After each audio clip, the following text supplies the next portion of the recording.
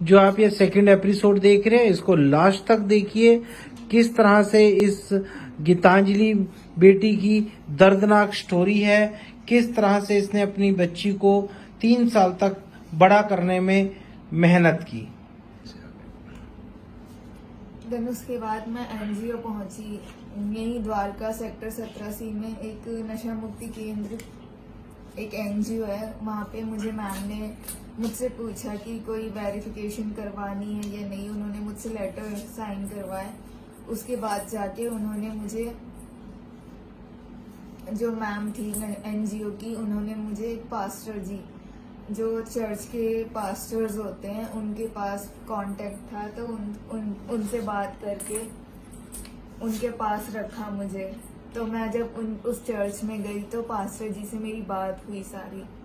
तो पास्टर जी ने मुझसे पूछा, क्योंकि मैंने पास्टर जी को ये भी बोला था कि मतलब मुझे ये बच्चा नहीं रखना है, मुझे मिसकैरेज करना है, अबॉर्शन करवाना है, और बाकी फिर उसके बाद मैं अपनी ज़िंदगी जीना चाहती हूँ।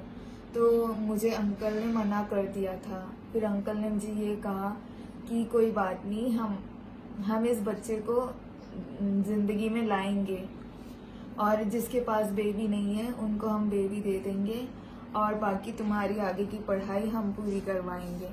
तो मैंने भी कहा ठीक है। फिर मेरा बहुत अच्छे से ध्यान रखा जाता था वहाँ पे, time to time injections, time to time medicine, खाना पीना, सारी चीज़ें देखी जाती थी मेरी वहाँ पे। फिर उसके बाद जब डिलीवरी का टाइम आया, तो डिलीवरी के टाइम पे भी मुझे हॉस्पिटल में एंट्री नहीं मिली, क्योंकि बिना फादर के बेबी करना बहुत ज़्यादा मुश्किल है। तो मुझे वहाँ पे भी एंट्री नहीं मिली। मैं सुबह के 8 बजे की वहाँ पे गई हुई थी, और मुझे मतलब वहाँ पे एंट्री नहीं मिली। इतना ज़्यादा मतलब ब्लड वगैरह गिर रहा था, बट किसी ने कोई सपोर्ट नहीं किया। बट फिर व्हील चेयर में बैठ के ऊपर नीचे यही लिफ्ट में ऐसे ही चल रहा था। किसी डॉक्टर ने हेल्प नहीं की मेरी उस टाइम पे। फिर उसके बाद हमारे जो अंकल थे, उनके जो भी कॉन्टैक्ट्स थे, उनसे बात करके,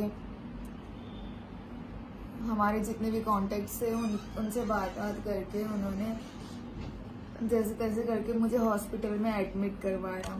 फिर उसके बाद मैं हॉस्पिटल में पहुंची, तो मुझे मतलब 8 बजे की मैं वहाँ पहुंची थी, मुझे 12 बजे एडमिट करवाया था वहाँ पे। देन उसके बाद भी मेरा वेरिफिकेशन हुआ, बहुत सी बातें हुई। फिर उसके बाद जाके मेरा ट्रीटमेंट स्टार्ट किया, तब जाके मुझे वार्ड में शिफ्ट किया गया था। उसके बाद जाके वार्ड में शिफ्ट करने के बाद मैं जब गई, फिर उस दिन मेरी डिलीवरी हुई। फिर उसके बाद मुझे तब भी हॉस्पिटल में 15-20 दिन रखा था। 15-20 दिन मैं तब भी हॉस्पिटल में रही, क्योंकि मेरा वेरिफिकेशन करना था, क्योंकि इस तरीके से भेज नहीं सकते हैं। क्योंकि मेरी जो भी डिलीवरी हुई थी वो मेरे गवर्नमेंट हॉस्पिटल में ही हुई थी, तो पूरे वेरिफिकेशन के साथ हुई थी। फिर वहाँ पे पूछा गया था कि तुम अभी आगे किसके साथ रहना चाहते हो, कहाँ रहना चाहते हो। तो मैंने यही बोला था कि चर्च में ही रहना चाहती हूँ। देन चर्च में ही रह रही थी मैं, 3 महीने हो गए थे मुझे, और जो मेरी बेबी थी उसको 3 मंथ्स हो गए थे। फिर उसके बाद मुझसे अंकल ने पूछा था कि तुम ये बेबी किसी को देना चाहते हो, तो फिर उसके बाद मैंने मना कर दिया था, क्योंकि अब 3 महीने मैंने वो फील किया कि एक माँ की जो फीलिंग्स होती हैं वो मैंने फील की। उसके बाद जाके मैंने मना कर दिया कि मैं ये बच्चा किसी को नहीं दूंगी, मैं खुद पालूंगी अपने दम पे, जो करना है वो मैं खुद करूँगी। फिर उसके बाद मैंने खुद इसको पाला है।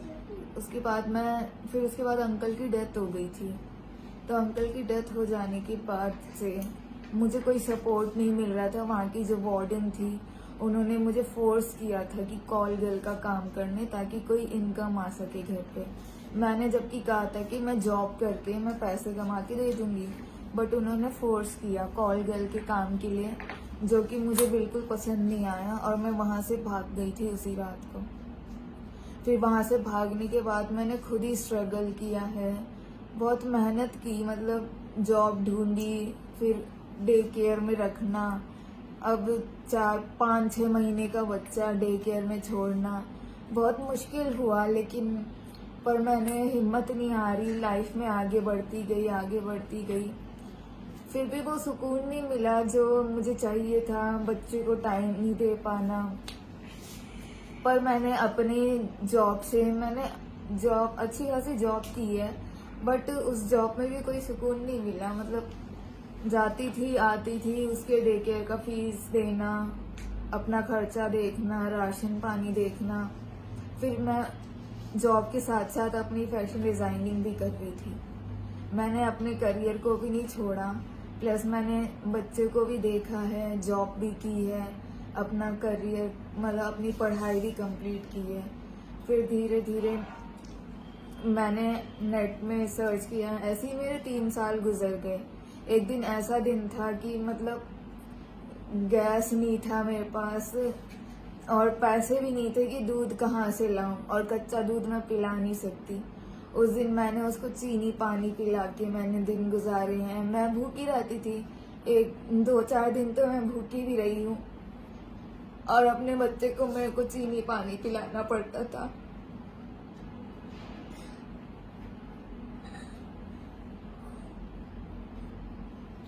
इनका दर्द अभी यही नहीं खत्म हुआ है। हम नेक्स्ट 3rd एपिसोड में और आपसे इनकी आगे की स्टोरी शेयर करते हैं। ये स्टोरी इसलिए शेयर की जा रही है, दुनिया में इतनी अनेकों ऐसी महिलाएं और लड़कियां हैं जो बहुत दुख में हैं, जिनके लिए स्वीट होम अनाथ आश्रम में एक रहने की व्यवस्था की गई है। आप लोग बहुत सोशल मीडिया पे एक्टिव हैं, मैं आप सबसे यही रिक्वेस्ट करूंगा कि ज़्यादा से ज़्यादा लोगों तक, जरूरतमंद तक ये वीडियो पहुंच सके और स्वीट होम के बारे में लोग जान सकें। आप इस वीडियो को जितने ज़्यादा लोगों तक पहुंचाएंगे वह भी एक धार्मिक कार्य होगा। हम लोग आपसे डोनेशन डिमांड नहीं कर रहे, इन वीडियो के माध्यम से एनजीओ हैं हम चाहते हैं जो भी जरूरतमंद व्यक्ति आपको दिखे उसको आप हमारा ये वीडियो अवश्य दिखाएं, पहुंचा पाएं। धन्यवाद।